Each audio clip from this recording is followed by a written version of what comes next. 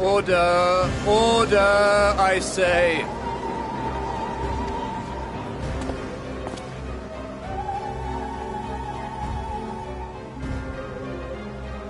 I thank you all for gathering here on such short notice.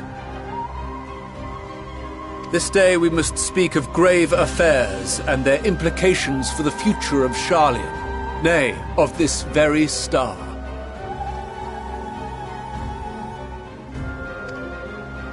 Said affairs concern all citizens, and so we have called for a public assembly.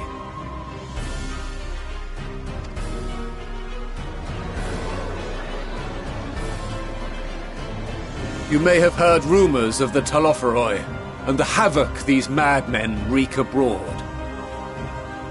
Under normal circumstances, we would pay little heed to petty disturbances outside our borders. The final days, however, are another matter altogether. For we dare not ignore these prophetic words of Eld. The End-Bearers will come, ushering chaos and calamity. The final days descend and devour the very star.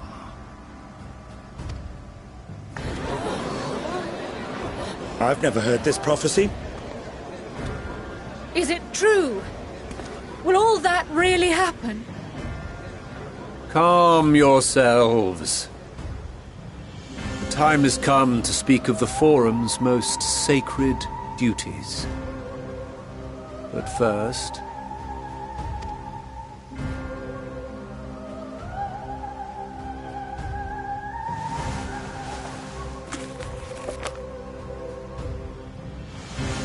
Give voice to the voiceless. Let bindings be unbound. By unanimous decree, I declare the enchantment broken.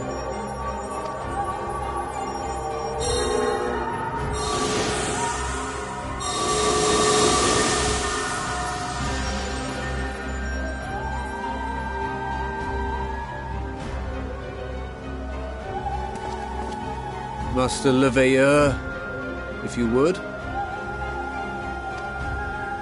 Very well.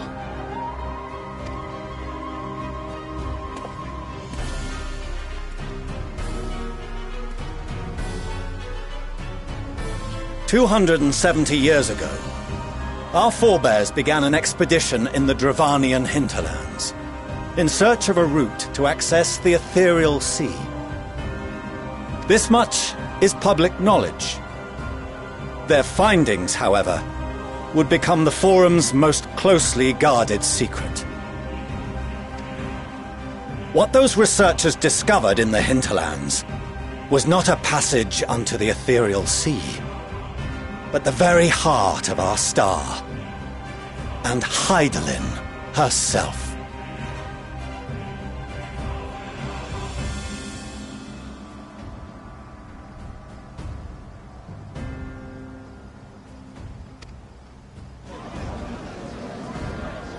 She spoke to them of a calamity that would extinguish all life, and of a means by which we might be spared.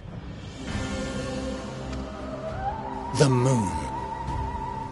'Tis in truth a gargantuan vessel built to serve as sanctuary for her children and deliver them from this doom. Much like Nunkref's hope in ages past, it will bear the people of a world in the throes of death to a new home. Needless to say, this will be no small undertaking. To facilitate the great work, the Forum has maintained close contact with the servants of Hydaelyn, who presently reside on the moon. Convinced that the foretold end was all but inevitable, we began amassing a wealth of knowledge, not merely for the betterment of our nation, but in preparation for the journey to come. You reveal this to us now? By the gods, how long do we have?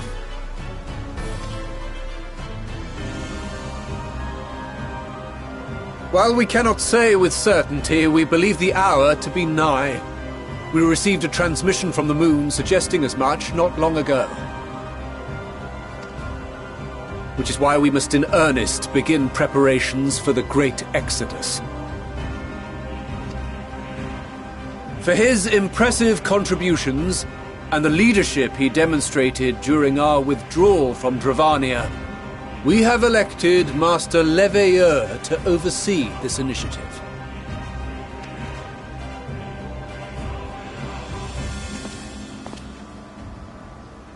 Fellow scribes and scholars, my countrymen, we face a threat of unprecedented scale. We must challenge the trials before us with composure and conviction if we are to find salvation. The wisdom of Sharlayan has ever been a shining beacon in the darkness, and so it shall continue to be. It is our solemn charge to see our heritage preserved for future generations.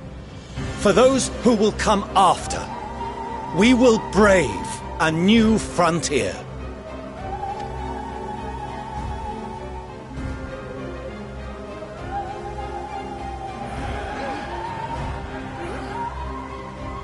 Administrative edicts will be relayed to all major institutions ere long. In the meantime, carry on with your duties. With that, I hereby call this assembly to a close.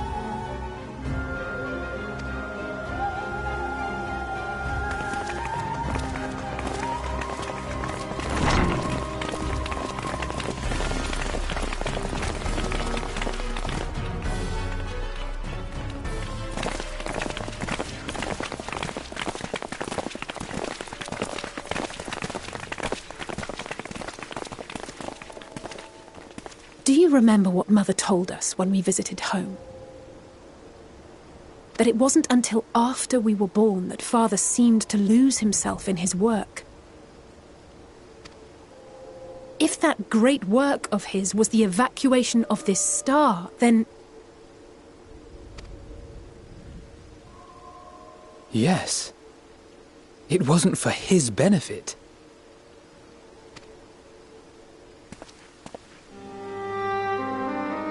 would you mind waiting here a moment? I wish to speak with Father before we leave.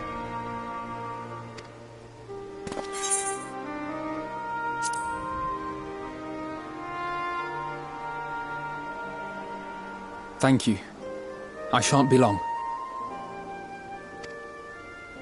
If it's all the same to you, I have a few choice words to share with Father as well.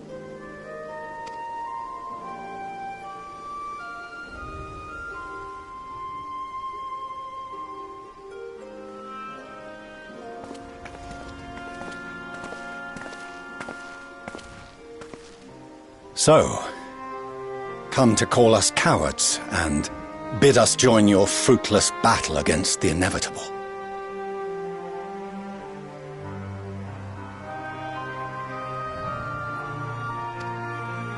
Nay, we do not object to the Forum's proposal. On the contrary, those who wish to flee have every right to do so. Urianger is cooperating with your associates on the Moon to ensure that all is ready should evacuation be our only recourse. Then whatever your business, I suggest you be brief. Though we cannot boast the boundless wisdom of Charlian, we have first-hand knowledge of foreign cultures, and have conversed with no small number of peoples. These experiences have taught us fundamental truths that cannot be recorded in any tome, nor charted on any map. The beating heart of this planet is its people, many of whom would give anything, even their lives, to protect the lands they love. Many may choose to join you in the end. But what of those unwilling or unable, for whom escape will never be an option? What would you have them do? To ignore the plight of those one might conceivably save is not wisdom, Father. It is indolence. This is why we choose to fight. We'll not ask for your understanding, Father.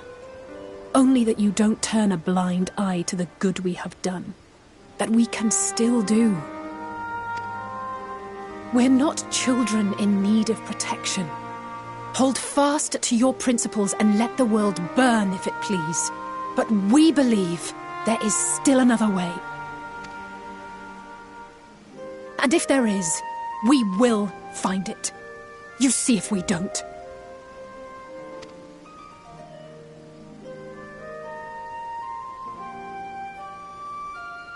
Do as you will.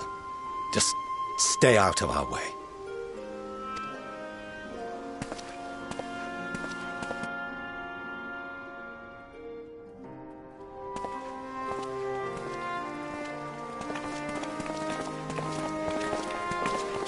Were he not so consumed with self-righteousness, he might tell you how proud he is of you both. Bold words call for bold action, and there'll be no turning to your father should plans go awry. As if I ever would. So long as there are those who wish to stay and fight for this star, we have to do what we can to help them.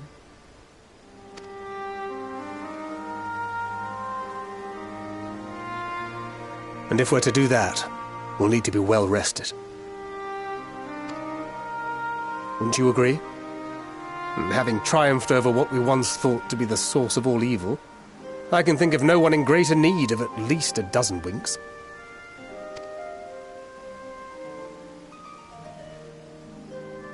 Shall we then? To the Annex, to prepare for tomorrow.